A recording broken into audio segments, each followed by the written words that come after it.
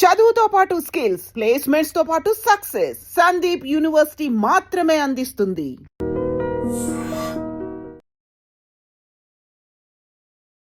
చిరంజీవి గారి సినిమా ఎలా ఉండబోతుంది సార్? స్కూల్ మార్చేసాం. మాస్ కాదా? అరే చిరంజీవి గారు ఎప్పుడు చేయలేదు ఇది. హృతిక్ రోషన్ గారికి కూడా మీరు ఒక కథ చెప్పారు, అది జరగాలని చెప్పి తెలిసింది. జరుగుతుంది.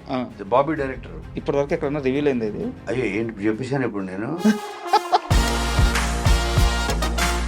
కోనా నువ్వే నిర్మాతవి, డైరెక్షన్ చేసుకుంటానంటే కూడా చేసుకో. కరెక్ట్. పవన్ కళ్యాణ్ లాంటి ఒక స్టార్ హీరో ఇంత ఆఫర్ ఇస్తే కోనా వెంకట్ ఎందుకు ఆ project on board తీసుకురాలేకపోతున్నారు?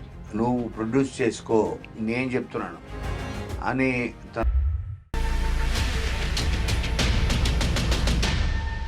Hi, welcome to my show. ఈరోజు మనతో పాటు గెస్ట్గా కోనా వెంకట్ గారు ఉన్నారు.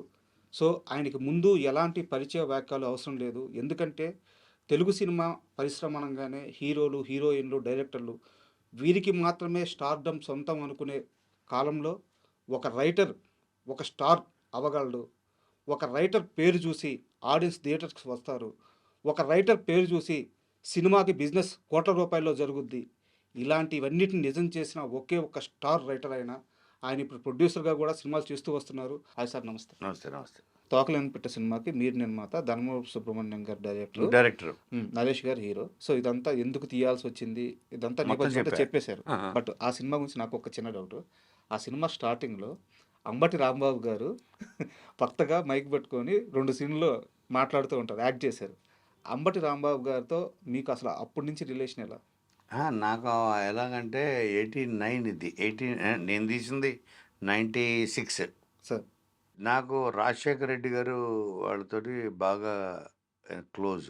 ఎలాగంటే ద్రోణరావు సత్యనారాయణ గారు మా మామగారు సార్. అవును. ఆయన రాజశేఖర రెడ్డి గారు మంచి క్లోజ్. అలాగే నేను రెగ్యులర్ ఆయనతో పాటు ఆయన వచ్చినప్పుడల్లా ఎయిర్పోర్ట్కి నేనే కార్ వేసుకెళ్ళడం. సార్. ఆయనతో రోజు రాజశేఖర రెడ్డి గారి ఇంటికి వెళ్ళడం. అక్కడ వీళ్ళందరూ పరిచయం. ఉండవెల్లి అరుణ్ కుమారు, ఓకే, అంబటి రాంబాబు, వీళ్ళందరూ అలాగ నాకు ఫ్రెండ్స్ అవడం. అందరూ కలిసి కాఫీలు తాగి ఇలాగా నేను రోజు నేను లేకుండా ఆయన కాలు బయట పెట్టాడు కాదు. వైజాగ్ నుంచి దిగారు అంటే ఎయిర్పోర్ట్ దగ్గర నుంచి మళ్ళీ ఎయిర్పోర్ట్ ఎక్కించేంత వరకు ద్రోణ సత్యనారాయణ గారు నేనే ఉండాలి. లేక్ వ్యూ గెస్ట్ హౌస్లో దిగేవారు. సాయంత్రానికి వీళ్ళందరూ చేరేవాళ్ళు. ఓకే. మొత్తం ఒక బ్యాచ్ ఉన్నారు.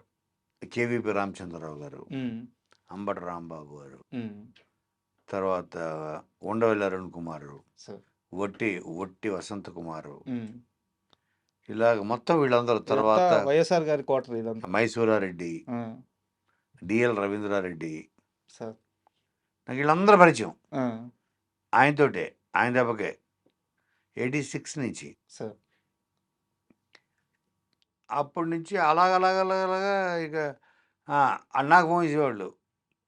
వెంకట్ మీ మామ ఎప్పుడు వస్తున్నాడు అని నాకు ఫోన్లు. అప్పటికి సెల్ ఫోన్స్ కూడా లేవు కదా. 86, 87 ఆ టైంలో. 89లో రాంబాబు గారు ఎమ్మెల్యే. అవును అవును సార్, ఫస్ట్ ఎమ్మెల్యే. అలాగా నాకు ఫోన్లు. ఇలాగ నాతో చని ఏర్పడ్డాం. ఈ రోజుకి నేను అరుణ్ కుమార్ తోటి అన్న సోదర వీళ్ళందరినీ కూడా సోదర అంటుంటాను అంతే. అలా పరిచయం. అలా సినిమా తీద్దాం అనుకున్నప్పుడు నాకన్నా ఎక్కువ ధర్మవరపు సుబ్రహ్మణ్యం గారికి రాజశేఖర రెడ్డి గారితో జర్నీ. ఆయన అంటే బాగా ఇష్టం. First time direction, plus Ambati Rambabu గారు స్నేహం నాకన్నా ఎక్కువ ఆయనకు ఉన్నాయి. ధర్మవరపు సుబ్రహ్మణ్యం గారికి. ఆయనకి ఇంట్రెస్టా, రాంబాబు గారికి ఇంట్రెస్టా యాక్టింగ్ చేయాలి? మా ఇంట్రెస్ట్ ఆయనకి. అలాగా ఆయన ఆ సినిమా ఇప్పుడు మీరు చెప్తే నాకు గుర్తొచ్చింది. నాకు గుర్తు కూడా లేదో తోకలేనిపేటలో రాంబాబు గారు ఉన్నారా అని నేను ఒక సెకండ్ ఆలోచించా. కరెక్ట్ కదా, ఉన్నా కదా అని. చాలా ఇంటర్వ్యూలో చెప్పారు, ఆర్జీవి నా జీవితాన్ని మార్చిన వ్యక్తి అని చెప్పేసి. సో ఆర్జీవి గురించి ఒక సైక్ మూమెంట్ ఉంటుంది కదా సార్. అంటే ఈ మనిషి క్రియేటివ్లో ఇంత పిక్స్కి వెళ్తాడా, లేదంటే ఏ పనిలో అయినా క్రియేటివ్లో కానీ, డబ్బుల విషయంలో కానీ, లేకపోతే ఎమోషన్స్ విషయంలో కానీ, ఎమోషన్స్ ఉండడం కానీ లేకపోవడం ఏదో ఒకటి, అంటే ఒక పీక్ సైక్ మూమెంట్ ఉంటుంది ప్రతి మనిషిలో ఉంటుంది. ఆర్జీవిలో మీరు చూసిన ఆ సైక్ మూమెంట్ ఏంటి? అంటే ఇలా ఈ మనిషి తెప్పించి ఎవరు ఆలోచించరు. ఈ మనిషి తెప్పించి ఇలా ఎవరు చేయరు. అలాంటి మూమెంట్ ఏదైనా ఇన్సిడెంట్ గుర్తుందా ఆర్జీవి గురించి మీకు? ఆయన ఒక మూమెంట్ కాదు, నిద్ర లేచిన దగ్గర నుంచి సార్. నిద్రపోయేంత వరకు అతను ఒక సైకిల్‌లోనే ఉంటాడు. ఒక మూమెంట్ కాదు, పడుకునేంత వరకు. తను చేసే ప్రతీది, తను మాట్లాడే ప్రతి మాట, తన ఆలోచన ప్రతీది ఏది నార్మల్‌గా ఉండదు. సార్. మనం అందరం మనం ఒక సాంప్రదాయబద్ధమైన జీవితం గడుపుతుంటాం.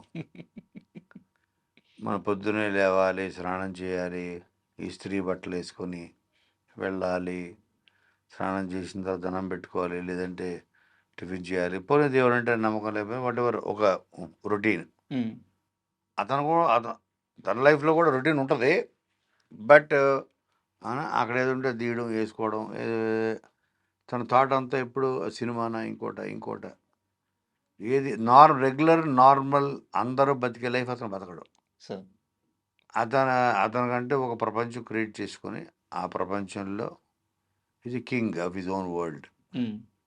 అందులో అతను బతుకుతుంటాడు. ఒక పర్టిక్యులర్ ఇన్సిడెంట్ ఏమన్నా అట్లాంటిది చెప్పడానికి ఇప్పుడు లెట్స్ సే ఫర్ ఎగ్జాంపుల్, నేను ఒకరోజు తనకి అసలు ఫుడ్ అన్నది ఇట్స్ లైక్ ఎ మెడిసిన్. హ్మ్. జ్వరం వస్తే టాబ్లెట్ వేసుకుంటారు కదా, క్రోసిన్. సార్. ఫుడ్ అంతే. హ్మ్. ఆకలి అన్నది రాము పాయింట్ ఆఫ్ వ్యూలో అదొక డిసీజ్, అదొక జబ్బు, ఓకే. అదొక రోగం లాంటిది. ఆకలేస్తుందా, ఇచ్చేయండి. పర్టిక్యులర్ ఇది తినాలి, అది తినాలి ఏముండదు. లేదు. సో మనం ఏంటి, కంపల్సరీ. నేను ఒకరోజు రాత్రి మాడతా రాము నాకు ఆకలేస్తుంది, హ్మ్. నీకంటే నువ్వేమన్నా చెప్పమంటావు స్నాక్ ఏదన్నా? నేనేదో స్నాక్ తందూరి చికెన్ ఏదో అంటే ఏదో వచ్చి సరే నేను తినేసా. హ్మ్. ఆ కథ మాడుతూ 12, 1 గంట అయింది. ఇప్పుడు తనకు ఆకలేసింది. హ్మ్. ఆ బోన్స్ తిన్నాడు. బా! అంటే హౌ డిఫరెంట్ ఈజ్. నేను రాము అది నేను తినేసి బోన్ అయితే ఏంటి అన్నాడు. ఆ టైంకి ఆకలేస్తుంది. ఆ టైంకి ఆకలేస్తుంది, బోన్ ఉంటే బోన్ పూల అది లేకపోతే ఏంటి, ఇప్పుడు నన్ను తినేసేవాడు ఏంటారు. ఆకలేస్తే తినాలి. తిండి కూడా ఒక మందు లాంటిదే, మెడిసిన్. It is not. మనందరికి ఏంటంటే కొంతమందికి పొద్దున లేస్తే మధ్యాహ్నం ఏంటి డిస్కషన్ ఉంటుంది అరగంట. కరెక్ట్. ఫస్ట్ ఒక పని చేయి, గుత్తి వంకాయ తీసుకొని దాంట్లో మసాలా పెట్టి మధ్యలో కోసి దారం ఇది చుట్టి. చెయ్యి, తర్వాత ఇది చేయని ఒక అరగంట డిస్కషన్ జరుగుతుంది. హ్మ్. ఏది పొద్దున లేచి బ్రేక్ఫాస్ట్ చేస్తూ హ్మ్. బ్రేక్ఫాస్ట్, మీరు చెప్తుంటే అలాగే నాకు లంచ్ చేస్తూ రాత్రి ఏం చేయమంటారు అనగా దాని గురించి డిస్కషన్. రాత్రి ఒక డిస్కషన్, రాత్రి మళ్ళీ డిన్నర్ చేస్తూ పొద్దున్న బ్రేక్ఫాస్ట్ గురించి డిస్కషన్. తన లైఫ్లో ఫుడ్ అన్నది అదొక టాపిక్కే లేదు, అదొక ఇట్లాగే మెడిసిన్. హ్మ్. ఆకలి అన్నది ఇరిటేట్ చేస్తుంటుంది మనల్ని. సో దాన్ని ఏదైనా వేస్తే లోపల అది తగ్గుతుంది ఇరిటేషన్. జ్వరం వచ్చినప్పుడు క్రోసిన్ వేస్తే తగ్గినట్టు, ఆకలి వస్తే వచ్చే పెయిన్, ఇరిటేషను లోపల ఏదోడు పడేస్తే అది తగ్గుతుంది ఇరిటేషన్. సార్. అంతే ఆలోచిస్తారు ఆయన. ఇంతే తిండి, అక్కడ ఏముంటే తినేస్తాడు. ఇదే అదే అసలు దాని గురించి డిస్కషన్ కూడా ఇష్టపడ్డాడు. అమ్మో! ఇది అతిపెద్ద సైక్ మూమెంట్ ఇది. డిస్కషన్ ఇష్టపడ్డావు. సార్. అలాగే డబ్బులు అతని జేబులో ఉండవు, హ్మ్. 5 పైసలు ఉండదు, సార్. ఒక కార్డు ఉండదు, ఓ పర్స్ ఉండదు, హ్మ్. డ్రైవర్ దగ్గర ఉంటుంది. సార్. అది కూడా ఆఫీస్లో అకౌంటెంట్ వాళ్ళ మదర్ డ్రైవర్ దగ్గర క్యాష్ పెట్టో 10,000 పెట్టుకోరా బాబు. ఈయన గుర్తుండదని వాళ్ళు క్యాష్ పెడతారు. గుర్తుగా ఓకే అతను తెలియదు, అతను మెయింటైన్ చేయడం తెలియదు.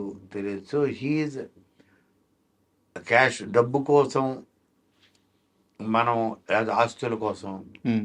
సినిమాలు తీయాలి. ఇప్పుడు మన పెద్ద సక్సెస్ అయింది, మీరు ఏం చేస్తారంటే, మా ఫ్రెండ్కి మొన్న కొన్నాడు వెల్ఫేర్, కూర్చుంటే ఉంది అసలు నా నెక్స్ట్ టార్గెట్ వెల్ఫేర్ అన్న మనసులో ఉంటుంది. హ్మ్. తనకు అదేం లేదు. వెంకట్ రాము నేను చిన్న కారు వేసుకు పర్లేదు మారుతి హ్మ్. ఏ పర్వాలేదు సుబ్బారావు పద, దానికన్నా 4 చక్రాలే కదా ఉండేది, ఆ పద అనే కారు ఎక్కేస్తాడు. నాకు ఒక పెద్ద టాప్, ఒక రేంజ్ రోవర్ కావాలి, ఇది కావాలి, అది కావాలి. అతని ఫిలాసఫీ ఏంటంటే, నేను అడిగా ఒకరోజు ఇదే ప్రశ్న. ఇప్పుడు ఒకరి దగ్గర 1000 కోట్లు ఉంది, ఒకరి దగ్గర 100 కోట్లు ఉంది, ఒకరి దగ్గర ₹1 కోటి ఉంది, ఒకరి దగ్గర 10,000 ఉంది. అటు మొత్తం అటు సేవింగ్స్. 1000 కోట్లు ఉన్నాడు, ఆ 1000 కోట్లని ఆడు చూశాడా? అటు చూస్తాడా? పోనీ లేడు. రాము చూడడం. ఎక్కడున్నాయి అవి? వస్తు రూపంలో, బ్యాంకులో ఉన్నాయి, ఎక్కడో బ్యాంకులోనూ ఆస్తుల్లో ఉన్నాయి. అంతే. ఎక్కడ ఉన్నాయి? ఆస్తుల రూపంలోనూ, ల్యాండ్ రూపంలోనూ, బ్యాంకులో ఉండే ఇవి అకౌంట్లు నెంబర్స్ అవి. అంతే. 1, 2, 7, 9, 0, 6, 5, 4 ఇది 12,60,00,000 ఇది అంకెలే కదా, అంతే. బ్యాంకులో ఉన్నాయి. దాంట్లో నువ్వు ఏదో కొన్నావు, అంకె మారింది. సో నువ్వు చూడలేదు. ఆ 1000 కోట్లు అటు చూసాడా? చూడలేదు. పోనీ 100 కోట్లు ఉన్నాడు, ఆ 100 కోట్లు చూసాడా? చూడలేదు. పోనీ ₹1,00,00,000 ఉన్నాడు, ఇప్పుడు నీ దగ్గర కోటి ఉందనుకో, ఆ కోటి చూస్తావా? రోజు పొద్దున్న లేచి చూడలేదు. ఆ బ్యాంకులో ఉంటుంది రాము, నెంబరే. సో అది బ్యాంకులో అదొక నెంబరు. 10,000 ఉంది, ఆ 10,000 వరకు మ్యాక్సిమం ఉద్యోగులు పెట్టుకుంటాడు. అది కూడా పెట్టుకోడు, జాగ్రత్తగా. 10,000 ఉన్నాడు, 10,000 పెట్టుకోలేడు. వాడు ఒక 500 పెట్టుకోగలడు. సో ఎవడో చూడదు దాని మీద. ఓకే, అదొక నెంబరు. ఆ నెంబర్లు మారుతుంటాయి. రాము, నీకు ఇవాళ నీవు సినిమా తీసావు, దాంట్లో 50 కోట్లు పోయాయి. ఓ అవునా అంటే అక్కడ నెంబర్ మారింది. అంతేనా రియాక్షన్? అంతే. అవునా, ఓకే ఫైన్. 20 కోట్లు లాస్ వచ్చింది. ఓహో, అక్కడ నెంబర్ మారింది, అక్కడ నెంబర్ మారింది, అంకి మారింది. బా, నా జీవితం ఎందుకు మారాలి? రాము, ఇది దీంతో 60 crores ప్రాఫిట్ వచ్చింది, we made money, wow super, అంకి మారింది అక్కడ. అంతే. అంకెలు మారుతున్నాయి అక్కడ బ్యాంకులో. సో హిట్ వచ్చినా అంకె మారుతుంది, ఫ్లాప్ వచ్చినా అంకె మారుతుంది. నేను ఎందుకు మారాలి? బా, ఇది this is the craziest thought కదా. ఇది మైండ్ పోతుంది సార్. సార్ యాక్చువల్గా దైవం మనిషి రూపేనా అంటారు, కానీ ఆ మనిషిలో ఉన్న దేవుణ్ణి ఎవరు చూడలేరు. కానీ కోనా వెంకట రోజు చూశాడు చెన్నై బీచ్లో. అదే ప్రాణాలు తీసుకోవడానికి, సూసైడ్ చేసుకోవడానికి వెళ్తే మీకు దేవుడు కనిపించాడు. అవును, ఫిజికల్లీ హ్యాండిక్యాప్డ్ దేవత కనిపించింది. అవును. మళ్ళీ ఆ దేవత దర్శనం ఎప్పుడన్నా అయింది? ఎప్పుడు అవ్వలేదు. నేను చెప్పాను కదా, అందులో కూడా చెప్పాను. మళ్ళీ వెళ్ళాను, ఎతికానని. నేను మళ్ళీ సక్సెస్ అయిన తర్వాత బెలూన్స్ అమ్ముకుంటూ, అది కూడా హార్ట్ షేప్ బెలూన్సే, మళ్ళీ నాకు కనపడలేదు. అంటే మనకి ఒక్కొక్కప్పుడు ఏమంటారు, మన ప్రతి వాళ్ళకి లైఫ్ టర్నింగ్ మూమెంట్స్ కొన్ని ఉంటాయి. ఆ లైఫ్ టర్నింగ్ పీపుల్ కొంతమంది వస్తుంటారు ఆ క్షణానికే. వాళ్ళు మనతో లైఫ్ లాంగ్ వాళ్ళు ఉండడం వల్ల మన లైఫ్ మారదు. ఆ క్షణంలో వాళ్ళు ఉండటం వల్ల మన లైఫ్ వేరే టర్న్ తీసుకుంటుంది, వాళ్ళు లేకపోతే వేరే టర్న్ తీసుకుంటుంది. అలాగే చాలా చాలా ఇన్సిడెంట్స్ ఇందాక మేము చెప్తున్నాను. యాక్సిడెంట్స్ అనేది ఒక సెకండ్ తప్పు వల్లే కదా. ఆ సెకండే మనిషి జీవితాన్ని మార్చేస్తుంది. ఒక డెసిషను మనిషి లైఫ్ని మార్చేస్తుంది. ఇప్పుడు నేను సినిమా చేయాలి, చేయకూడదు, ఈ చెయ్యాలి చేయకూడదు అన్న ఒక థాట్ వెనకాల జీవితం మారిపోతుంది. అటా ఇటా అంతే. చేసి మంచి జరిగితే అటు, ఆ చేసి దాని చెడు జరిగితే ఇటు, చేయకపోతే ఇంకోటి. సో ప్రతిదానికి దేర్ ఆర్ మల్టిపుల్, దాని ఏమంటారు యూనివర్స్లో, దాని ఏమంటారు రిపిల్ ఎఫెక్ట్స్ అంటారు. ఇచ్చేయడం వల్ల ఇది జరుగుతుంది, ఇచ్చేయడం వల్ల ఇది జరుగుతుంది, జరిగి ఎవ్రీథింగ్ యూనివర్స్ మనల్ని తీసుకెళ్ళి ఎక్కడో కూర్చోబెడుతుంది. దాని అంతర్ కారణం ఆ సెకండ్లో నా మూడ్ బాగుండి నేను దానికి ఎస్ అని చెప్పా. నా మూడ్ బాగుండి మొత్తం పోయింది. నా మూడ్ బాగాలేక నేను నో చెప్పా. ఇంట్లో ఉన్న ఇరిటేషన్ వల్ల దానివల్ల నా జీవితం మారిపోయింది. సార్ అది చెప్పుంటే అని బా నేను ఇవాళ నా దగ్గర అన్ని 100 కోట్లు ఉన్నాయి, 800 కోట్లు ఉండవు అనుకునేవాళ్ళు ఎంతోమంది ఉంటారు. అలాగా ఆ మూమెంట్ చెప్తున్నాను నేను. ఆ రోజు ఆ క్షణానికి ఆ ఆ మూ ఆ మూమెంట్కి ఆ అమ్మాయి కనపడడం, మనలో ఏవీ లేకపోయినా అన్నీ ఉండి కూడా మనం చావాలనుకుంటున్నాం, డిప్రెషన్కి గురయ్యి ఏవీ లేకపోయి 2 చేతుల్లో 2 కాళ్ళు, ఆ బెలూన్స్ అమ్మే అమ్మాయికి అమ్మాయికి వాళ్ళ తమ్ముడు అన్న తోస్తున్నాడు కార్డు, సార్ దానికి కట్టున్నాయి మొత్తం బెలూన్స్, ఆ చక్రాలు బట్టి. సో ఎంత నవ్వుతూ అమ్మ అంత సంతోషంగా ఇంకా ఎలా ఉంటుంది?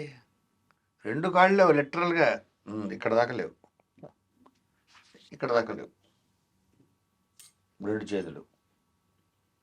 అంత సంతోషంగా ఎలా ఉండగలుగుతుంది? నవ్వుతుంది.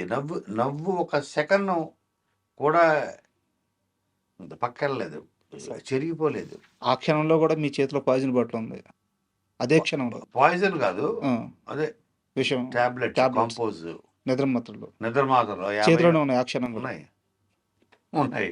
సార్ నిజంగా దేవత వచ్చి బతికించినట్టే సార్. అట్లా ఆయన చూసి అమ్మని అబ్జర్వ్ చేస్తూ చేస్తూ చేస్తూ ఇదేంటిది అని. అలాగా మనకి లైఫ్ టర్నింగ్ మూమెంట్స్ చాలా వస్తాయి, మనం అటు గుర్తించాలి. Should pay attention. అది మనం అదో డెసిషన్ అవ్వచ్చు, అది పర్సన్ అవ్వచ్చు, ఒకరితో స్నేహం అవ్వచ్చు, ఎనీథింగ్. ఆ మూమెంట్ని వదులుకోకూడదు. మనకు సిగ్నల్ ఇస్తుంటుంది నేచర్. దేవుడు చాలా గొప్పోడు. దేవుడు ఆర్ ఫోర్స్ ఆర్ శక్తి ఆర్ యూనివర్సల్ పవర్, దాన్ని ఏమన్నానండి, సార్ అది జీసస్, బాలాజీ, అలా డజంట్ మ్యాటర్, సమ్ ఫోర్స్ అయితే ఉంది. మనం దాని వైపు చూడం. చూస్తేవా ప్రతివాడికి ఇష్టం ఉంటుంది. దాని వైపు అటెన్షన్ పే చేసి చూసినోడు గొప్పవాడు అవుతాడు, చూడనోడు అలాగే ఉంటాడు. కరెక్ట్ టైంలో చూసిన వాళ్ళు కరెక్ట్ టైం కరెక్ట్ డెసిషన్, అంతే. కోన వెంకట అవుతారు. ఏమో తెలియదు అంటే నేను ఇంకా బట్ ఐఎమ్ హ్యాపీ. అది చెప్తున్నా, మనం ఎప్పుడు మనకి నేచర్ ఇచ్చే సిగ్నల్స్ అని మనం పట్టించుకోవాలంతే. చెప్తారు కదా, ఏదో ఒక సామెత ఉంది, మన అదృష్టం డోర్ బెల్ కొడుతుంటే మనం తీయం ఒక్కోసారి. నేను చాలాసార్లు అనుకుంటా ఉంటాను, నాకు ఎవరితో పనిపడి అర్జెంట్ అతని చేత పాట పాడించాలి, రాయించాలి, ఇది మంచి పాట, నన్ను ఎప్పటి నుంచి అడుగుతున్నాడు పాపం అని ఫోన్ తీసి చేస్తా, తీయడు. రెండోసారి చేస్తా, తీయడు. మూడోసారి చేస్తా, తీయడు. ఇంక చేయొద్దని ఇలాగ 4-5 సార్లు చేసిన తర్వాత సర్లే అని ఇంకోటి ఫోన్ చేస్తా, టక్కని తీస్తాడు. నువ్వు గంటలో ఆఫీస్కి వస్తావా, అద్భుతమైన సాంగ్ ఉంది రాయాలి అన్నా, 10 minutesలో ఉంటా అన్నా. వస్తాడు, రాస్తాడు, బ్లాక్ వస్తాడు, కెరీర్ మారిపోయింది. ఇప్పుడు ఇతర వైపు వెళ్ళి ఆలోచిద్దాం, అటువైపు వెళ్ళి. ఓకే, అతను ఒక పాట కోసం ఎదురు చూస్తూ 3-4 ఆఫీసులు తిరిగి ఒక ఆఫీస్కి వెళ్ళి లంచ్ టైం అయింది ఆఫీస్లో, అందరూ సార్ ఆఫీస్ బాయ్ అడిగాడు, కొత్త డెకరేటర్ ఇతను బడ్డింగ్, 3-4-5-6 పాటలు రాశాడు. అందుకే నాకు తెలుసు కదా, నాకు ఎవరు చెప్పారు, పరిచయం చేసి రండి భోజనం చేస్తారు రండి. ఆఫీస్లో అన్ని ప్రొడక్షన్ హౌస్లో ఉంటుంది లంచ్ కార్యక్రమం. సరే ఆకలి కూడా వేస్తుంది, 2 అయిపోయింది, ప్రొడ్యూసర్ ఇంకా రాలేదు, సరే వెయిట్ చేసేప్పుడు తినేద్దామని అనుకున్నాడు. వెళ్ళి కూర్చొని అతనికి రైస్ గీసు వాళ్ళు తెచ్చుకుని కర్రీ బయట తెచ్చుకుంటారు, రైస్ అక్కడ పెడతారు, ఆఫీస్లో పెట్టారు. ప్రొడ్యూసర్ ఎంటర్ అయ్యాడు. ఎంటర్ అయ్యి సార్ అసిస్టెంట్ కూడా కనబడుతుంది, ఏంట్రా సార్ మీరు లిరిక్ రైటర్ అంటావు, వచ్చి మీకు తిరుగుతున్నాడు 3 రోజులు, అది తింటున్నాడు ఆల్రెడీ. అడ్డమైన వాళ్ళందరినీ రానిద్దని చెప్పానా, పైగా డైనింగ్ టేబుల్ మీద కూర్చోబెట్టుకున్నాడు. అనుకుంటే ఆ రూమ్లో వెళ్ళిపోయాడు. వీడు పరిస్థితి ఏంటి? తింటున్నాడు, ఇంకా 2 ముద్ద 3 ముద్ద వెళ్ళింది. సార్ ఇంకా వాడు ఇంక చచ్చిపోదా అనిపిస్తుంది. ముద్ద నోట్లోకి వెళ్తూ అంతే కదా. దాని స్ట్రగ్లింగ్ ఫర్ కెరియర్. ఒక్క పాట వస్తే నా టాలెంట్ ఏంటో నేను వద్దులే, దీని బదులు ఇంట్లో చెప్పాడు భార్యకి, అమ్మ ఎందుకే జీవితం ఇది, ఇది అనవసరంగా మంచి మీరు జాబ్ వదిలేసుకొని మీరు సేల్స్ ఎగ్జిక్యూటివ్లో పనిచేసేవాడు, అది చూసుకోవడం బెటర్. ఆ డిప్రెషను ఏంటి అంత మాట అనేసాడు. అడ్డమైన ఫోన్ పక్కన పడి ఉంది, డిప్రెషన్లో ఉన్నాడు. ఒక 6 బీర్లు తెచ్చుకున్నాడు, 10 బీర్లు తెచ్చుకున్నాడు, తాగుతున్నాడు. అవతల కోనంగటి రింగ్ అవుతుంది, తీయట్లేదు. వాడు తప్పు కూడా లేదు. అలానే ఉంది తప్పు. డిప్రెషన్లో ఉన్నాడు, తీయలేదు. 2 రోజులు తీయలేదు, 3 రోజులు తీయలేదు. తాగుతున్నాడు, పడుకుంటున్నాడు, లేస్తున్నాడు, తాగుతున్నాడు, పడుకుంటున్నాడు. రూమ్మేట్స్, వైఫ్ లేదు. సరే ఇంకొకరికి ఇచ్చా, సూపర్ హిట్, వీడికి మారిపోయింది. నిజంగా జరిగినట్టుంది ఇది. ఇలాంటివి జరిగాయి అని చెప్తున్నాను. నాకు ఎప్పుడో ఈ సంగతి ఎప్పుడు తెలిసింది, మళ్ళీ నాకు ఒక 2-3 మంత్స్ తర్వాత ఎప్పుడో తెలిసింది. సార్ మళ్ళీ ఏమయ్యా నీకోసం, ఆ తర్వాత చూసుకున్నా సార్, మీ ఆఫీస్కి వచ్చాను సార్ అంటే, నేను ఇంక మళ్ళీ చేసే ధైర్యం లేక ఆఫీస్కి వచ్చాను. మీ అసిస్టెంట్ చెప్పాడు సార్ మీకోసం సార్ ఫోన్ చేశారు. తర్వాత భాస్కర్ భట్ల గారిని పిలిపించి అక్కడ ఆఫీస్లో కూర్చోబెట్టి ర్యాంక్ చేశారు. అయిపోయింది రిలీజ్, సినిమా కూడా హిట్ అయిపోయింది, బ్లాక్ బస్టర్ అయిపోయింది అని చెప్పాడు సార్. ఓహో, మరి నువ్వెందుకు ఈ పలానా జరిగింది, సరే ఓకే ఇంకో సాంగ్ ఉంది ఇస్తాను రాయ్. సార్ నిజంగా జరిగినట్టుంది నాకు. చెప్తున్నా. అలా అంటే కొన్ని ఎగ్జాంపుల్స్ కూడా ఇలా ఉంటాయి. సార్ అంటే ఆ మూమెంట్ని అతని తప్పు లేదు, ఓకే, నేను జెన్యున్గానే చేద్దాం అనుకున్న అవకాశం, నా ప్రయత్నం లోపల కూడా లేదు. సార్ కానీ ఎక్కడో ఒక wrong person, one wrong word అతని మూడ్ డిస్టర్బ్ చేసి, వన్ రాంగ్ వర్డ్. అవును, అడ్డమైన వాడు అందరూ వచ్చి తింటారు లంచ్ టైం, ఒకటి అడ్డమైన వాడికి అంటే నీ ఎవడొస్తే ఆడి పెట్టేస్తావా కంచం, నీది కాదు కదా సొమ్ము, ఇలా అనుకుంటే వెళ్ళిపోయాడు లోపలికి. ఇలాగా వెళ్ళిన ఇంకొక సందర్భంలో అమ్మ ఏంట్రా ఇది ఒక అసిస్టెంట్ డైరెక్టర్ జరిగింది ఇది. అసిస్టెంట్ డైరెక్టర్ పేరు చెప్తే షాక్ అయిపోతారు. పేరు చెప్పండి సార్. రవితేజ. తింటుంటే మాస్ మహారాజా రవితేజ. ఇప్పుడు అప్పుడు డైనింగ్ టేబుల్ మీద కూర్చొని 4 ముద్దలు తిన్న తర్వాత ఒక ప్రొడ్యూసర్ అన్న మాటలు ఇంతనే చెప్పాడు నాకు. మరి ఇప్పుడు అది షివరింగ్ వస్తుంది సార్ ఒళ్ళు మీరు చెప్పిన తర్వాత. అలాంటి పరిస్థితులు ఫేస్ చేశారు ఆయన. ఎస్, అలాంటి అసిస్టెంట్ డైరెక్టర్లు ఇలాగ సినిమా ఇండస్ట్రీలో ఎస్పెషల్లీ ఇక్కడే చూస్తాం మనం. సార్ ఏమంటారు ఇలాంటి మూమెంట్స్, అలాంటి సిచ్యువేషన్ ఫేస్ చేయడు రవితేజ అక్కడి నుంచి. బట్ కష్టాన్ని మాత్రం అతను నమ్ముకున్నాడు, వదలలేదు, కసి. తర్వాత ఇక అతనికి అవకాశాలు వచ్చింది. అతను అంటూ ఒక మార్కు, ఒక ఇది తెచ్చుకున్నాడు. వన్ ఫైన్ డే ఆ ప్రొడ్యూసర్ డేట్ల కోసం మేకప్ ఫ్యాన్ బయట తిరుగుతున్నాడు, కూర్చున్నాడు లోపల. సార్ పలానా ప్రొడ్యూసరు బయట వెయిట్ చేస్తున్నాడు అన్నాడు. నాకు ఈ కథ అంతా చెప్పాడు. చూసా దేవుడు మళ్ళీ నీ కాళ్ళ దగ్గర రప్పించాడు. రియల్ సక్సెస్ ఇది కదా సక్సెస్ అంటే. రాజా, నేను రాజా అంటుంటాను సార్ అని. ఇప్పుడు నువ్వు కూడా నీ లెవెల్లో నీ స్టేజ్ చూపించాలి కదా. అతను అడిగి నువ్వు పొరపాటు కూడా డేట్లు ఇవ్వద్దు, ఇది చేసిన అవమానానికి లేదు ఇస్తా అన్నాడు. నా రియల్ సక్సెస్ ఏంటో చెప్పనా కొనా, అతనికి డేట్లు ఇచ్చి అతను బ్యానర్లో సినిమా చేయడమే నా సక్సెస్ అన్నట్టు చేశాడు పెద్ద నిర్మాత అయితే. చేశాడు. నేనైతే చేయను, ఉమ్, అలా అని అవమానించను. సారీ సార్, మీరు గొప్పోళ్ళు, ఏదో ఒక 2 పంచులు వేసి పంపించేసేవాడిని. ఉమ్, అది జీవితాంతం కుమిలిపోయేలా. నేను కుమిలిపోయా కదా.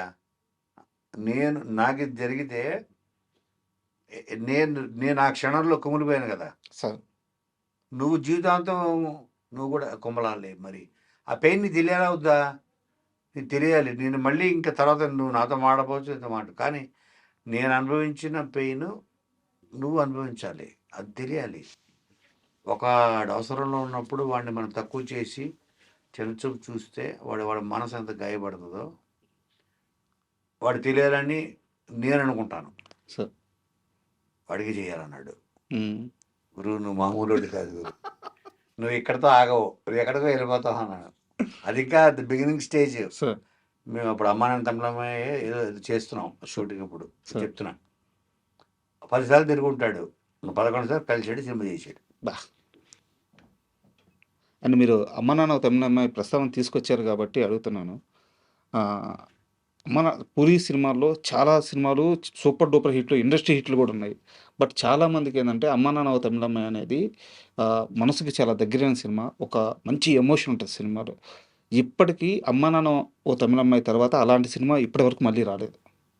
నేను ఓపెన్గా స్టేట్మెంట్ ఇవ్వగలను. 100%. సో అలాంటి కథలు మళ్ళీ ఎందుకు పుట్టట్లేదు సార్?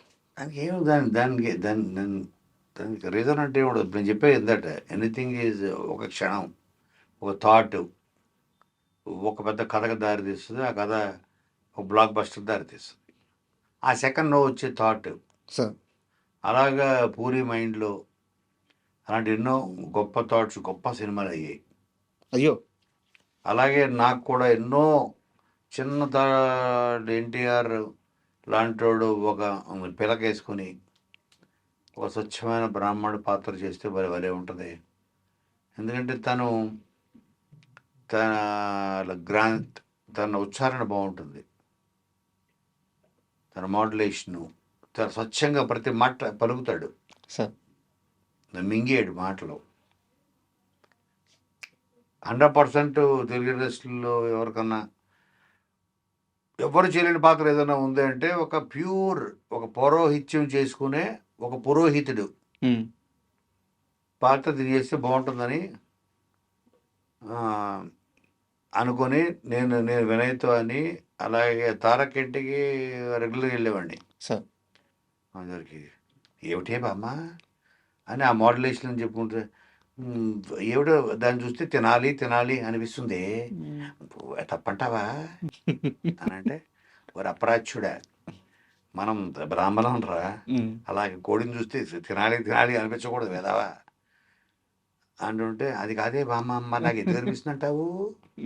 ఈ మోడ్యులేషన్ అవి పడి నవ్వి ఓన్లీ ఆ మోడ్యులేషన్కి అదిరిపోయింది. సో ఈ క్యారెక్టర్ పట్టుకు సినిమా చేద్దాం సార్ అనుకుని చేసింది అదుర్సు. యాక్చువల్గా అలాగా ఆ సెకండ్ చెప్తున్నా. ఇప్పుడు ఒక గొప్ప కథ అమ్మాన్ తమిళమ్మాయి లాంటిది ఎందుకు రావట్లేదు అంటే, అది పూరికి ఒక క్షణంలో పుట్టిన ఒక థాట్, ఒక కథగా మారి ఆలోచన, దానికి మేమందరం తోడయ్యి అది గొప్ప సినిమాగా మారి ఇప్పుడు మీలాంటి వాళ్ళు ఎంతోమందిని ఇన్స్పైర్ చేసి ఒక మెమరీగా మిగిలిపోయింది. సార్ అండ్ ఒక సీరియస్ క్వశ్చన్ సార్, ఇలా అడగొచ్చో లేదో కూడా నాకు తెలియదు. పూరి అభిమానిగా ఓపెన్గా అడుగుతున్నాను.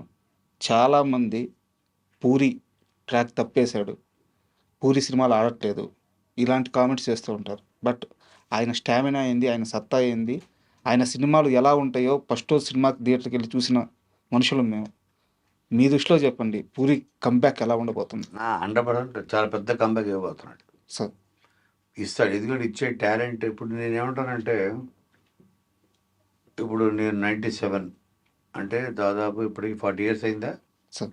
30 years 30 years సార్. 30 years అయింది.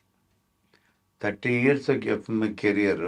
ఇంకా నేను ఇప్పటికీ కొంచెం ఫ్రెష్గానే ఇట్లా ఆలోచిస్తున్నాను అని నేను అనుకుంటా. ప్రజెంట్ జనరేషను సార్ తోటి సమానంగా, అంటే మేబీ ఆ జెన్జీ బ్యాచ్ లోకి వెళ్ళి నేను అంటే ఇంకా నేను ట్రెండ్లోనే ఉన్నాను, ఓకే అని ఫీల్ అవుతుంటా.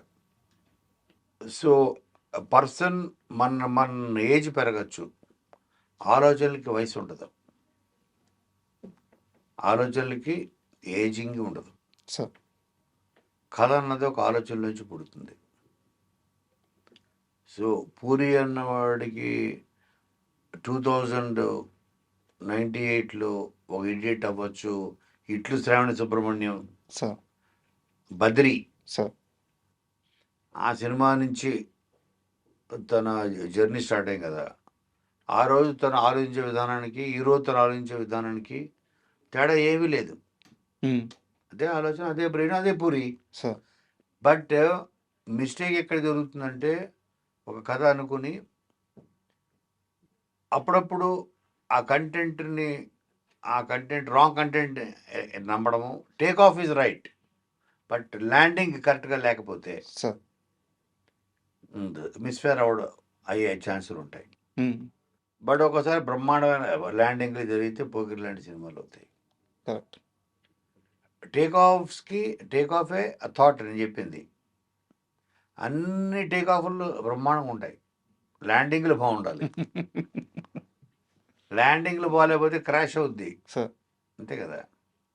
ల్యాండింగ్ బాగుంటే పోకిరి అవుద్ది, అంతే. సో తను అన్ని టేక్ ఆఫ్లు బాగుంటాయి, సార్ ప్రాపర్గా ప్రతిసారి క్రాష్ అవ్వాలని ఎక్కడ లేదు కదా. యాక్చువల్గా ఇదే మాట విజేంద్ర ప్రసాద్ గారు అన్నారు సార్. ఓహో. విజేంద్ర ప్రసాద్ గారు ఏమన్నారంటే, నీ థాట్ ప్రాసెస్ కానీ నువ్వు తీసుకునే ఆ బేస్ లైన్ కానీ ప్లాట్ మెయిన్ పాయింట్ కానీ అద్భుతంగా ఉంటాయి. ఎందుకో ఎక్కడో కథను చెప్పే విధానంలో ఏదో చుట్టేస్తున్నావా, ఈసారి నీ సినిమా కథ రెడీ అయినప్పుడు అవును. నాకు ఒక్కసారి చూపించు. ఎందుకంటే ఆయన వాల్పేపర్లో పూరి జగన్నాథ్ ఫోన్ వాల్పేపర్లో ఎప్పుడు పూరి జగన్నాథ్ ఫోటో ఉంటుంది అనమాట. 100%. నాకు ఇష్టమైన డైరెక్టర్ అయ్యా నువ్వు.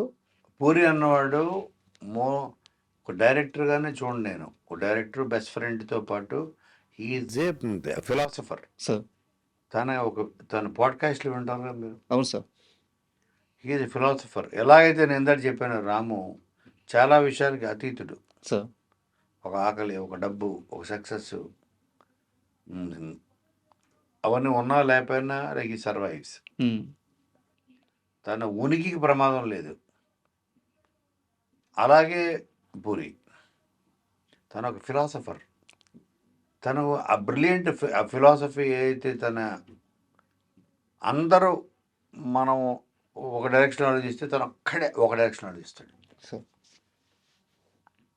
అది చాలా మనకి ఒక్కసారి మనకి ఒక జోల్ట్ ఇస్తాడు. సార్ మన ఎందుకు ఆలోచించలేలాగా అనిపిస్తాడు.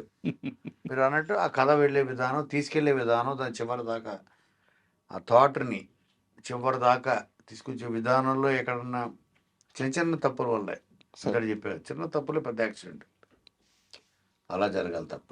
But 100% will give a comeback. So నువ్వు ఇప్పుడు రాబోయే సినిమాతో నాకు తెలిసి సార్ చాలా పెద్ద కంబ్యాక్ ఇస్తాడు అనుకుంటున్నాను. Waiting sir. And me life మొత్తం ఒకసారి పరిశీలిస్తే మనుషుల్ని ఎందుకో చాలా బలంగా నమ్ముతున్నారు, చాలా గుడ్డిగా నమ్ముతున్నారు. మీకు దానివల్ల ప్లస్ అయి ఉండొచ్చు, మైనస్ అయి ఉండొచ్చు, కానీ చుట్టూ ఉండే మనుషుల్ని నేను కొన్ని ఎగ్జాంపుల్స్ చెప్తాను. హరీష్ శంకర్ డైరెక్టర్ అవడంలో మీదే కీరోలు. అలాగే బాబీ గారు, మీ దగ్గర రైటర్గా పనిచేసిన బాబీ గారు ఈరోజు ఆయన ఏ పొజిషన్లో ఉన్నారో, ఆయన నేల మీద ఉన్నప్పటి నుంచి ఈరోజు ఆకాశంలో దాకా ఎవ్రీథింగ్ మీరే పక్క నుండి చూసుకుంది కూడా బాబీ గారు. అలాగే ఇప్పుడు ఈ సినిమా తీస్తున్న డైరెక్టర్, ఇది మన band melon director Shiva Nirvana గారు. సో మీ అంటే వీళ్ళనే కాదు, ఒక వినాయక్ గారు కానీ, అది ఫ్రెండ్స్ అవ్వచ్చు, అవకాశాలు మీరు ఇవ్వచ్చు, కలిసి ట్రావెల్ అవ్వచ్చు. కొన్ని వందల మందితో కోనాకి ఇండస్ట్రీలో గుడ్ రిలేషన్ ఉంది, అజాత శత్రువు అని చెప్పి చెప్తా ఉంటారు. ఇంత భయంగా నమ్ముతుంటారు అనమాట. నేను కొంచెం ఇంటర్వ్యూ కోసం ప్రిపేర్ అయ్యే సమయంలో నేను వేరే వాళ్ళ ద్వారా అడిగి తెలుసుకుంది ఏంటంటే, ఇదంతా సినిమా సక్సెస్ ఇది కాదు, కోనాకి ఫ్రెండ్షిప్ అంటే చాలా ఇష్టం, అంతే. ఫ్రెండ్షిప్ కోసం ఏమైనా చేస్తాడు. ఆ ఫ్రెండ్షిప్లో భాగంగానే ఈ సక్సెస్లు, ఈ రెవెన్యూ అయితే ఏమి, సక్సెస్లు అయితే ఏమి, ఈ స్థాయి అయితే మొత్తం వచ్చింది అని చెప్పారు. ఎందుకు స్నేహం విషయాలు అంత స్ట్రాంగ్గా ఉంటారు? ఇప్పుడు ఫ్రెండ్షిప్ అన్నది ఏదొకటే చాలా ట్రూ ఎమోషన్ నమ్ముతారు. సో ఫ్రెండ్షిప్ అన్నది ఫ్రెండ్షిప్ ఆశించదేమి. ఓకే. మనం ఒక అమ్మాయితో స్నేహం చేసామంటే ఏదో ఒకటి ఆశిస్తాం. హ్మ్. అది ప్రేమ అవ్వచ్చు, ఇంకోటవ్వచ్చు, ఇంకోటవ్వచ్చు. ఓకే. కానీ ఒక ఫ్రెండ్ దగ్గరే మనం ఏం ఆశిస్తాం తెలుసా మీకు? ఎక్కువ స్నేహం ఆశిస్తాం. అంతే. అంతే.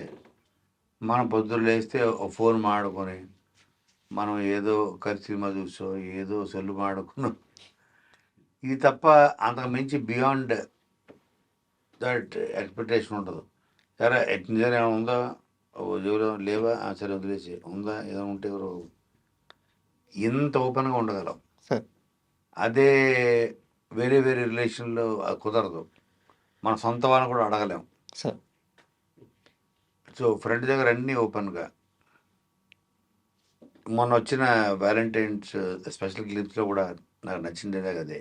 చెప్పారు సార్. అవును. సో, మధ్యలో ఇప్పుడు తాళి కట్టడం అన్నది కలిసి ఉండడం కోసమే అయితే, హ్మ్. పర్పస్ ఆఫ్ తాళి ఒక మనిషికి కట్టాలి ఇంకో మనిషి. దాని పర్పస్సు తాళి కట్టడం అనేది కలిసి ఉండడం కోసం అయితే, మధ్యలో వెళ్ళిపోయి గర్ల్ ఫ్రెండ్‌కి కాదురా! చివరిదాకా ఉండే మా స్నేహితులకు కట్టాలి తాళి. మీరు స్టేజ్ మీద ఆ మాట చెప్పంగానే నాకు అర్థమైంది సార్. ఈయన ఈయన స్నేహానికి బాగా విలువ బాగా. ఇస్తారు కాబట్టి ఈయన అక్కడ ఒక ఫ్రెండ్‌ని ఒకడు మోసం చేశాడు. సార్. వాడినేం చేయలేకపోతున్నారు. హ్మ్. నా కాలేజ్ డేస్‌లో చెప్తున్నాను. హ్మ్. వాడు పవర్‌ఫుల్ ఆ మోసం చేసినోడు. నాకు బెస్ట్ ఫ్రెండ్ వాడు. మోసపోయిన వ్యక్తి. మోసపోయిన వ్యక్తి. ఏం చేయాలి? హ్మ్. వాడిని ఎవరేం చేయలేకపోతున్నారు. నేను కిడ్నాప్ చేయడానికి ప్రయత్నించాను. కిడ్నాపా? నడి రోడ్డు మీద అరెస్ట్ అయిపోయా. హ్మ్. తీసుకెళ్ళి లోపల ఇచ్చారు. నాకు డబ్బులు నాది కాదు. పోయింది నాకు కాదు. మళ్ళీ ఏదో మా ఇంట్లో కిడ్నాప్ నడి రోడ్డు మీద. ఆయన తీసుకెళ్ళిపోయి నువ్వు ఆ డబ్బులు ఇస్తావా చస్తావా హ్మ్. అని కూర్చోబెట్టాలనుకున్నాను. ఎంత స్టూపిడ్ థాట్ అది. సార్. కిడ్నాప్ చేస్తే వస్తాయి డబ్బులు. హ్మ్. అంటే ఏం చెప్తున్నావు? జస్ట్ 21, 22. బట్ మెచ్యూరిటీ వచ్చిన తర్వాత కూడా మీరు మారలేదు కదా స్నేహం విషయంలో. ఎందుకు మారాలంటున్నాడు? గోవాలో ఏం చేశారు మీరు? అదా? ఆ. అది సినిమా తీసినప్పుడు చూడండి. అది సినిమా తీసిన తర్వాత చెప్తా. గోవాలో కూడా చాలా పెద్ద సాహసం చేశారంట. అబ్బో! అది అది అదొక మైల్ స్టోన్ ఫిల్మ్ అవుతుంది నా మూవీ. True story. తీస్తారా ఖచ్చితంగా? 100% తీస్తా. హ్మ్. 100%. నాకు తెలిసి నాకు బ్యాండ్ మేళం నాకు నాకు ఆ శక్తినిస్తుంది. సూపర్. ఇస్తే 100%. దీంట్లో చాలా ఎమోషన్ ఉంటుంది. ఎండ్‌లో చివరికి ఏ తప్పు చేయలేదు. సార్. బట్ దానివల్ల చాలా నేర్చుకొని, హ్మ్. చాలా కష్టాలు పడి అది చాలా పెద్ద స్టోరీ అది. బట్ దాని ప్రతి మూమెంట్ నా లైఫ్‌లో జరిగిందే. ప్రతీదీ. ఇప్పుడు టెన్షన్ ఓవర్. అసలు అది హ్యాపెండ్ ఇన్ 1890. హ్మ్. నాకు అప్పటికే ఎంబీఏ అయిపోయింది. సార్. అయిన ఇయర్ అది. తీహార్ జైలుకి వెళ్ళేవాళ్ళంట. దొరుకుంటే అంతే. అంత పెద్ద క్రైమ్ చేశారా? అమ్మో! అంటే everything is for friendship. Friendship. అది అలాంటివి ఎన్నో ఉన్నాయి నా లైఫ్‌లో. అంత దారుణంగా ఇంట్లో వాళ్ళు అంటుంటారు మరి. అవతల ఫ్రెండ్ అనుకుంటే మనం వెళ్ళిపోతాం అంతే. ఎంత దూరం వెళ్ళిపోతాం. సార్ ఇంతమంది స్టార్స్‌తో వర్క్ చేశారు. బట్ మీరు ఎప్పుడైనా చెప్పేటప్పుడు ఒక జూనియర్ ఎన్టీఆర్ గారి గురించి మాత్రం చాలా ప్రత్యేకంగా మాట్లాడతారు. అంటే మీ రిలేషన్ గాని, మీరు ఆయనతో ఒక 4 సినిమాలు వర్క్ చేశారు. సో, ఆ బాండింగ్ కాస్త చెప్తారా? ఎలా సెట్ అయింది అని? అది చెప్పా కదా! అది ఎలాగా అంటే సాంబా హ్మ్. నుంచి స్టార్ట్ అయింది. కొంతమందితో కనెక్ట్ అవుతాం. హ్మ్. పర్సనల్ లెవెల్‌లో. స్టారా? కాదా? ఇంకోటా? సెకండరీ. తారక్ స్టార్ కాకపోయినా నా ఫ్రెండ్షిప్ అంతే. హ్మ్. తారక్ అన్నోడు ఒక నార్మల్ హ్యూమన్ బీయింగ్. ఒక సాఫ్ట్‌వేర్ ఎంప్లాయీ అయినా నా పరిచయం అయ్యి ఉంటే, నా ఎమోషన్ టువర్డ్స్ హిమ్ ఇంతే ఉంటది. సార్. తను స్టార్ అవ్వడం వల్ల, పెద్ద స్టార్ అయిపోవడం వల్ల మాకు ఇంకా దూరం పెరిగింది. హ్మ్. దూరం పెరిగినొచ్చేది నేను కలవట్లేదు. బిజీ అవ్వడం. మీరు బిజీ, ఆయన బిజీ అవ్వడం. హ్మ్. హ్మ్. Is too busy. హ్మ్. తర్వాత తను నెంబర్ ఆఫ్ ప్రాజెక్ట్స్ డిస్టర్బ్డ్. ఇది ఆ సినిమా ఇది అది వదిలే మనం డిస్టర్బ్ చేయకూడదు. హ్మ్. నేను దూరంగా ఉండి కూడా నేను అతని దగ్గరగా ఉండగలను ఆలోచనలతోటి. సార్. తారక్ అయినా అంతే, పవన్ కళ్యాణ్ అయినా అంతే, సార్. ఇద్దరితోటి.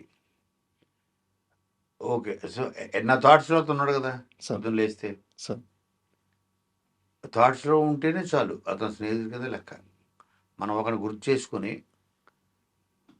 ఎలా ఉన్నాడో, ఏం చేస్తున్నాడో, పోనీ ఇది బాగా జరగాలి అంటే అది కూడా స్నేహమే. సార్. పొద్దున్న లేచి గంట మాడుకొని సాయంత్రానికి కూర్చొని కలిసి కాఫీలు తాగి రోజులు గడిపితే స్నేహం అని కాదు. నేను తారక్ కలవక మేబీ 2 years అయింది. బా. బట్ నా థాట్స్‌లో ఉన్నాడు కదా! స్నేహమే అది. సార్, మీరు మొన్న స్టేజ్ మీద 'అదుర్స్ 2' ప్రస్తావన తీసుకొచ్చారు సార్. సార్ 'అదుర్స్' సినిమా చాలా బాగుంటది. చాలా బాగా నవ్వించారని నేను చెప్తే, కొత్తగా ఈరోజు నేను చెప్తే, నేను నవ్వుల పాలైనట్టు. కొత్తగా నేను చెప్పాల్సిన అవసరం లా. ఆ సినిమా గురించి మాట్లాడుకుంటేనే ఒక ఇంటర్వ్యూ అవుద్ది. బట్ మీకు ఒక ఇన్సిడెంట్ చెప్తాను 'అదుర్స్' గురించి. స్టూడియో 1 అని ఒక ఛానల్ ఉంటుంది సార్ మీడియాలోనే. ఓకే. దాంట్లో ఒక ఎంప్లాయ్ సీనియరే, ఇంచుమించు ఇన్ఛార్జ్ పొజిషను. వాళ్ళ మదర్ చనిపోయారు. కరీంనగర్ వెళ్ళాడు. అక్కడ చేసుకోవాల్సిన కార్యక్రమాలన్నీ చేసుకొచ్చాడు. ఆఫీస్కి వస్తున్నాడు. మనిషి నార్మల్ అవ్వట్లేదు. ఏజ్డే, మదర్ ఏజ్డే, బట్ తల్లి కదా, అంతే కదా.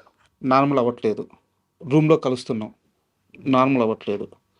ఒక 4 రోజులు వెళ్ళిపోయింది సార్. బట్ అతను నార్మల్ అవ్వట్లేదు.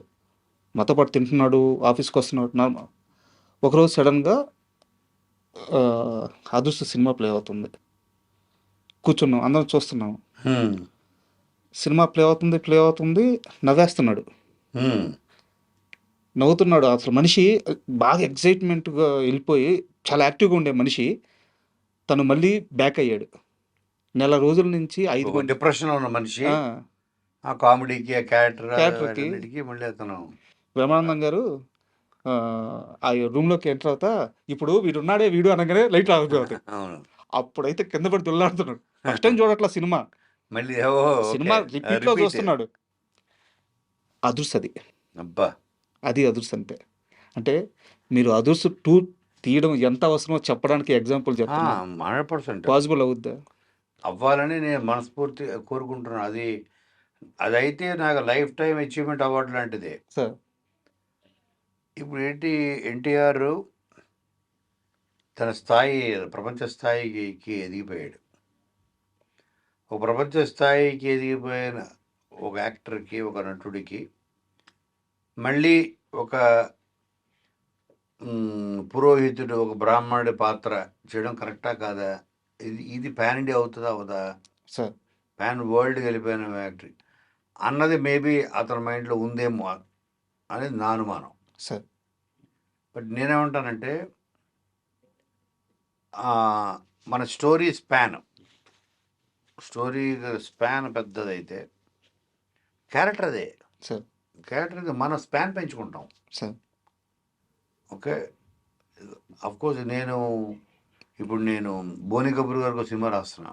సార్. వరుణ్ ధవన్, అర్జున్ కపూర్, దల్జీత్ దోసాంజ్, సార్. 3 హీరోలు. నియర్లీ 300-400 crore ప్రాజెక్ట్ అది. సార్. ఓకే. స్టోరీ నాదే, స్టార్ట్ అవుతుంది సూన్. సో అతని స్టామినాకి తగ్గట్టు, market stamina, not actor stamina sir. తగ్గట్టు ఇదే పాత్రను పెట్టి వరల్డ్ని బిల్డ్ చేసి పాన్ ఇండియా మూవీ కూడా చేయొచ్చు అన్నది నా నమ్మకం. మీకు ఆ స్పాన్ అనేది కొత్త ఉంది సార్. మీరు సల్మాన్ ఖాన్తో వర్క్ చేశారు. నాకు తెలిసిన ఇన్ఫర్మేషన్ అయితే తనని ఎక్కడో హృతిక్ రోషన్ గారికి కూడా మీరు ఒక కథ చెప్పారు, అది జరగాలని చెప్పి తెలిసింది. అవునవును జరుగుతుంది. Bobby director. Sir. Hrithik రోషన్తో.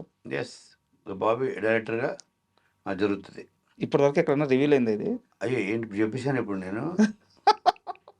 Bobby director జరుగుతుంది, చెప్పలేదు ఇప్పుడు దాకా, ఇప్పుడు చెప్తున్నా. బాబీ డైరెక్టర్. Thank you. ఇంకా మేము కథ చేసాం. ఓకే. బాబీ, నేను, చక్రి అని మాతో పాటు వాళ్ళతో చక్రవర్తి సంథింగ్ ఏదో పేరు ఉంటుంది. కరెక్ట్, చక్రవర్తి రెడ్డి. అవును. పంతం తీసారు. అవును. అవును. మేము ఒక టీం, మేము ముగ్గురం. సార్.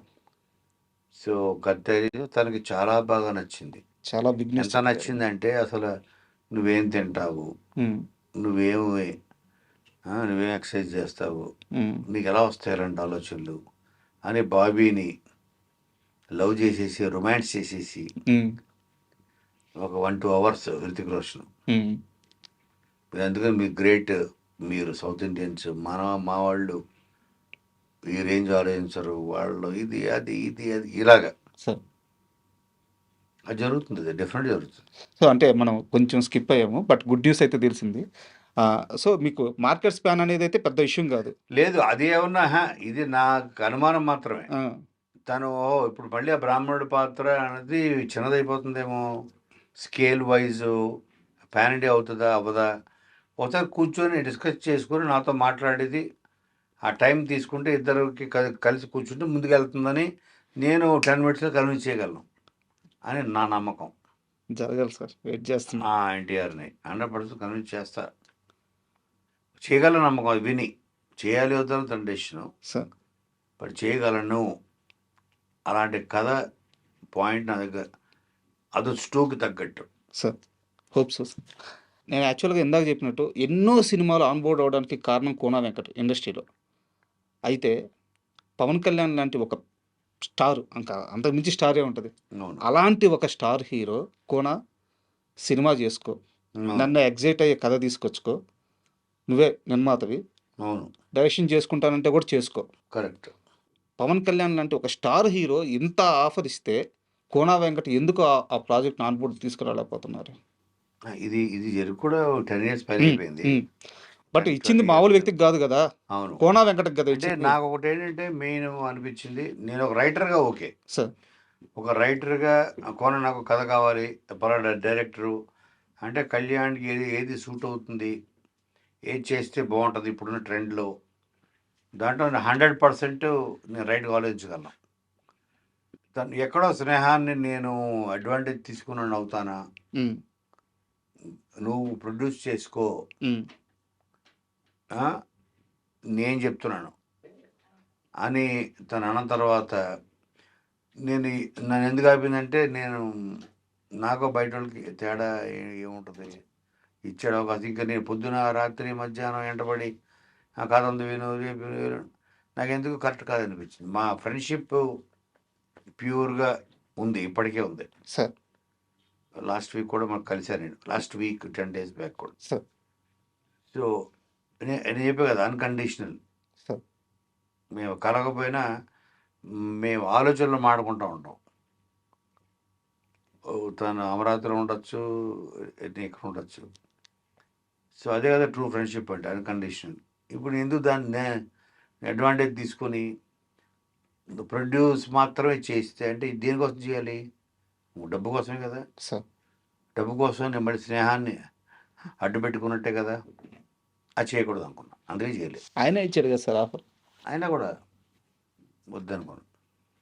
దాని బదులు కొన నువ్వు కథ తీసురా, నా పలానా డైరెక్టరు, నీ ఇష్టం, నీ డైరెక్టరు ఏది, పలానా ప్రొడ్యూసర్లు, నేను కాదు అని అంటే నేను 3 months ఎక్కిస్తాను ప్రాజెక్ట్.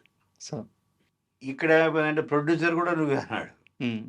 దాంతో ఓకే, వినడానికి బాగుంది, it's a very big opportunity, బాగుంది, కొన్ని వందల మంది ఎదురు చూసే అవకాశం. అవును, కానీ నేను ఎందుకు వద్దు అనుకున్నానంటే, స్నేహాన్ని మనం ఫ్రెండ్షిప్ అడ్వాంటేజ్ తీసుకోవడం నాకు ఇష్టం లేక వద్దు, మనం చేయకూడదు. అందరు I'm happy with what I have. డబ్బుల కోసం అయితే చేయకూడదు సార్.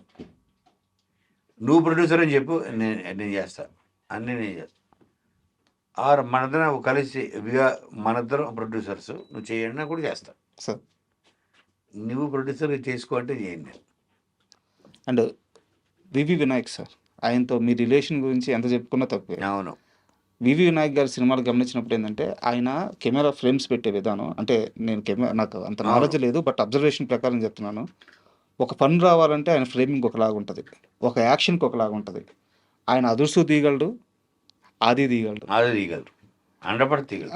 అలాంటి వివి వినాయక్ ఎందుకు సార్ ఇప్పుడు యాక్టివ్గా లేకపోవడం? ఆయన నుంచి సినిమాలు రావాలని చెప్పి చాలా మంది వెయిట్ చేస్తారు. మధ్యలో ఏంటంటే తనకి కొంత హెల్త్ ఇబ్బంది అయింది sir. Now is completely all right sir. ఇప్పుడు మళ్ళీ ప్రతి వాళ్ళకి ఒక ఫేస్ ఉంటుంది, లో ఫేస్. అప్పుడు మనం కొంత ఒక అడుగు వెనక్కి వేసి, ఒక అడుగు మనం వెనక్కేసి ఏం చేయాలి, ఇప్పుడు ఏం చేస్తే బాగుంటుంది అని ఆలోచించుకోవడానికి మనకు మనం టైం ఇచ్చుకోవాలి. మనకు మనమే టైం ఇచ్చుకోవాలి. సార్ ఇచ్చుకొని ఆ పీరియడ్లో తను ఉన్నాడని నా అభిప్రాయం. అంటే 100% తను కూడా ఎలాగ అయిందంటే, నేను చెప్పాను పూరి గురించి, అలాగే తను కూడా మంచి కంబ్యాక్ ఇచ్చే పొటెన్షియల్ ఉన్న డైరెక్టర్. మాస్ సినిమా అంటే ఏంటో వి వినాయక్ ఇచ్చే డెఫినేషన్. అంతే కదా మాస్ సార్. సినిమా అంటే వి వినాయక్. నేను చాలామంది డైరెక్టర్స్తో ఇంటర్వ్యూలో మాట్లాడుతూ ఉంటాను సార్. చాలామంది చెప్పే మాట ఏంటంటే, హీరోలు యంగ్స్టర్స్ అప్పుడు అంటే ఇప్పుడు స్టార్లు కానీ అప్పుడు యంగ్స్టర్స్గా ఉన్నవాళ్ళు ఆది లాంటి సినిమా తీయండి, ఆది లాంటి సినిమా తీయండి అని చెప్పి ఇండస్ట్రీలో ప్రతి డైరెక్టర్ చుట్టూ తిరిగేవాళ్ళంట. డ్రీమ్ ఆది లాంటి సినిమా కావాలని. అంత మాస్ ఇచ్చిన డైరెక్టర్ ఆయన. సో ఆ కంబ్యాక్ కోసం వెయిట్ చేస్తాను. 100% నేను వెయిట్ చేస్తాను. ఇలా ఇన్ఫ్యాక్ట్ మాకు ఈ మధ్యన కూడా 2-3 మీటింగ్స్ జరిగాయి. తను కూడా చేయాలని ఇప్పుడు మళ్ళీ స్టార్ట్ అయిపోయింది. సార్ ఒకళ్ళిద్దరు హీరోలతో కూడా ఇటు మాట్లాడడం జరిగింది. రెడీ తను ఎప్పుడైతే రెడీ అయితే మేము అప్పుడు రెడీ. అంటే నేను రెస్పాన్సిబిలిటీ తీసుకుని నేనే ఇప్పుడు నా సినిమా అయిపోయిన తర్వాత మరి చేయాలన్నది. ఎందుకంటే బాబీ నేను కలిపి మేము ఇచ్చాం కథలు కొన్ని. బలుపు, సార్ అలాగే అల్లుడు సీను, సార్ మీ ఇద్దరం కథ ఇచ్చి వి వినాయక్ డైరెక్షన్లో సినిమా చేయాలని ఫిక్స్ అయ్యాం. బాబీ గారు ఇస్తారా ఇప్పుడు ఆయన? ఎస్, ఇద్దరం కలిసి. అవునా? ఏ సో రైటర్ ఎక్కడికి పోతాడు? మనిషిలో ఉన్న రైటరే కదా. తను నీ డైరెక్షన్ నువ్వు చేసుకో. మనం కూర్చున్నాం అంటే ఒక వారం రోజుల్లో ఒక కథ తయారవుతుంది. ఆ కథ తీసుకెళ్ళి చెప్పామంటే వినయ్తో కూర్చుంటే అది ఇంకా డెవలప్ అయ్యి నీ డైరెక్షన్ నువ్వు చేసుకో. బాబీ గారిని మిమ్మల్ని చూస్తుంటే చాలా ముచ్చటేస్తుంటుంది సార్. ఎందుకంటే చిన్నప్పుడు కొడుక్కి నడక నేర్పించి ఆ కొడుకు పెద్ద అయిన తర్వాత తండ్రికి ఒక గర్వం వస్తుంది. ఇట్లా ఇట్లా కాలు ఎగరేసి ఆ కొడుకుతో కలిసి ట్రావెల్ అవ్వడం. అట్లా ఎందుకో మీ ఇద్దరిని చూస్తుంటే ఒక తండ్రి కొడుకులాగా. మొన్న ఆయన ఒక మాట అన్నారు ఫంక్షన్లో, కోనా గారికి డబ్బులు వస్తే ఒక కారు కొంటారు, అందులో ఒక సీట్ మాది. అవును. ఆయనకి డబ్బులు వస్తే ఒక ఇల్లు కొంటారు, అందులో ఒక గది మాది. అవును. ఆయన ఎప్పుడు అంటే ఇంత పెద్ద డైరెక్టర్ అయ్యారు, ఏ రోజు కూడా కోనా వెంకట్ని మళ్ళీ వేరు చేసి చూడట్లేదు ఆయన అసలు. నేను కూడా బాబీ సక్సెస్ వస్తే నా ఇంటి మనిషికి వచ్చినట్టు, నా కొడుకు వచ్చినట్టు, మీది ఇంకా తండ్రి ప్రేమే కదా వచ్చినట్టు అంతే. సో తన మీద కోప్పడతా, తిడతా, అలుగుతా. ఎందుకంటే ఇంకా అది పీక్ ఆఫ్ లవ్ అనమాట. అది తప్పు చేయకూడదు. ఎవరు చేసినా పర్లేదు, బాబీ తప్పు చేయకూడదు. కథ విషయంలో, సినిమా విషయంలో, ఒక నిర్ణయం తీసుకునే విషయంలో తను తప్పు చేయకూడదు అని నేను 100 నిరంతరం నా మైండ్ అదే ఉంటుంది. బాబీ ఇంకా పెద్ద హిట్ కొట్టాలి, ఇంకా పెద్ద హిట్ రోషన్ ఇంకెవరున్నారు మా కంట్రీలో? ఏం వాళ్ళతో చేసేయాలి అందరితోటి. అదే ఏంటంటే తండ్రి ప్రేమ లాగే ఉంది ఇది. అది చిరంజీవి గారి సినిమా ఎలా ఉండబోతుంది సార్? చాలా గొప్ప ఉంటుంది సార్. ఇప్పుడు మేము చేయబోతుంది మార్చిలో స్టార్ట్ అవుతుంది సార్. చాలా గొప్ప సినిమా. మళ్ళీ కొత్తగా సెన్స్ వాళ్ళతో గారు చేసాం కదా సార్. కంప్లీట్ ఒక డిఫరెంట్ స్కూల్కి వచ్చేస్తున్నాం. స్కూల్ మార్చేసాం. మాస్ కాదా? మాస్లోనే సెన్సిబుల్ మాస్. ఒక సెన్సిబుల్, చాలా సెన్సిబుల్ మాస్ ఇది సార్. అరే చిరంజీవి గారు ఇప్పుడు చేయలేదు ఇది అనిపించే ఒక మాస్ క్యారెక్టర్. ఈవెన్ క్లాస్ ఆడియన్ కూడా అరే భలే క్యారెక్టర్ చేశారు చిరంజీవి గారు అని. మల్టీ బిలియనియర్ సాఫ్ట్వేర్ డాక్టర్స్ వీళ్ళు కూడా ఇష్టపడి ముచ్చటపడే ఒక క్యారెక్టర్ కథ అది. చాలా ఎగ్జైటింగ్ ఉంది సార్ మీరు చెప్తుంటే. సార్ సరిగ్గా ఒక ఏడాది క్రితం ఇదే స్టూడియోలో ఇప్పుడు మీరు ఏ చైర్లో అయితే కూర్చొని ఉన్నారో అదే చైర్లో శ్రీను వైట్ల గారు కూర్చొని ఉన్నారు. ఓహో. నేను అప్పటికి యాంకర్ని కాలేదు, నేను రైటర్ని. బేసిక్గా ఒక 12-13 ఏళ్ళ నుంచి రైటర్ని. అదే చైర్లో శ్రీను వైట్ల గారు కూర్చొని ఉన్నారు. క్వశ్చనరీ రాసుకొని ఇచ్చాను. మొత్తం ఇస్తా భయపడతా మీ ప్రస్తావన గురించి క్వశ్చనరీ ఉంది, కొట్టేస్తారేమో చూస్తా ఉన్నాను. ఓ కోనా గురించి ఉందా ఓకే అని చెప్పి నవ్వేశారు ఆయన. ఉంచను అనమాట. అంటే తర్వాత కాలంలో మీ మాటలు కూడా విన్నాను. శ్రీను వైట్లతో ఇష్యూ వచ్చింది. బట్ ఓకే మేము ఫ్యూచర్‌లో కలిసి పనిచేస్తాము. టైం రావాలి అని చెప్పేసి మీరు కూడా అన్నారు. ఆయన కూడా అదే అంటున్నారు. 100%. సో మీ ఇద్దరి మధ్య ఏదో గ్యాప్ వచ్చింది కానీ ఆ గ్యాప్‌ని దాటేశారు. Gap correct word. గ్యాప్‌ని దాటేశారు. వైరం వేరు, గ్యాప్ గ్యాప్ వేరు, వేరు. శత్రుత్వం వేరు. శత్రుత్వం అయితే రాలేదు. తెలియదు. మీతో సినిమా చేయడానికి ఆయన రెడీగా ఉన్నారు. ఆయనతో సినిమా చేయడానికి మీరు రెడీగా ఉన్నారు. అయితే ఇది కలపాల్సింది రైటరే కదా! కలపాల్సింది ప్రొడ్యూసర్. కాదు. ఇక్కడ ఒకటుంది. అంటే నేను రైటర్‌ని కాబట్టి మీడియా వరకు నాకున్న అవగాహనతో అడుగుతున్నాను. ఇంత ట్రావెలింగ్‌లో ఒక 'డి', ఒక 'రెడీ', ఒక 'వెంకి', కింగ్, ఒక 'బాద్‌షా', ఒక 'కింగ్' ఇలాంటి కథ, ఇలాంటి మెప్పించి ఇంకో కథ దూకుడు. ఒక 'దూకుడు' ఇలాంటిది పుట్టాల్సింది మీ మెదడులో నుంచే కదా! అవును. అది పుట్టినప్పుడు దీనికి శ్రీను వైట్ల అయితేనే న్యాయం చేస్తాడు అనే నమ్మకం కలగాల్సింది కూడా మీకే కదా! అలాగా ఆ బీజం పడాల్సింది కోనా వెంకట్ నుంచే కదా అని నాకు అనిపిస్తుంది. అలా ఉండదు సార్. ఒక లెవెల్కి వచ్చింది. ఎలా ఉంటుందంటే ఇప్పుడు సీను అన్నవాడు పెద్ద డైరెక్టర్. సార్. ఇప్పుడు ఒక ప్రొడ్యూసరు నా దగ్గర పలానా హీరో డేట్స్ ఉన్నాయి, అతను కామెడీ సినిమా చేయాలనుకుంటున్నాడు, యాక్షన్ ఎంటర్టైనర్. అతను నా దగ్గరికి వచ్చి దీనికి మీరు గోపీమోహన్ మీ ఇద్దరు జాయింట్గా చేస్తే బాగుంటుందని ఫీల్ అవుతున్నాను. ఆ హీరోని అడిగాను, ఓకే అన్నాడు. సీను దగ్గరికి వెళ్ళి ఆ హీరోని అడిగాను, ఓకే అన్నాను. కోనా గోపీమోహన్ కూడా ఓకే అన్నారు. మీకు ఓకేనా? నాకు ఓకే అంటాడు. ఇలాగా ఆ ఇనిషియేషన్ జరగాల్సింది ప్రొడ్యూసర్ దగ్గర నుంచి. ఇప్పుడు నా దగ్గర ఉంది కదా, ఉందా? ఉంది నా దగ్గర కథ ఉంది. ఓకే, ఆ కథ అల్లు అర్జున్కి సూట్ అవుతుంది. ఓకే, సీను కైండ్ ఆఫ్ దూకుడు కైండ్ ఆఫ్ అనుకోండి. సో ఇప్పుడు నా దగ్గర ఉంది కథ అంటే అల్లు అర్జున్ చేస్తాడా? చేయాల్సింది ఎవరు? ఇప్పుడు let's say for example Aravind గారే అనుకుందాం. మా కోన మనోడు ఒక కామెడీ సినిమా చేయాలనుకుంటున్నాడు, మీ కాంబినేషన్ అయితే కరెక్ట్ అని కలిపేది నిర్మాత అవుతాడు. ఎప్పుడు కలిపేది రైటర్ అవ్వడు.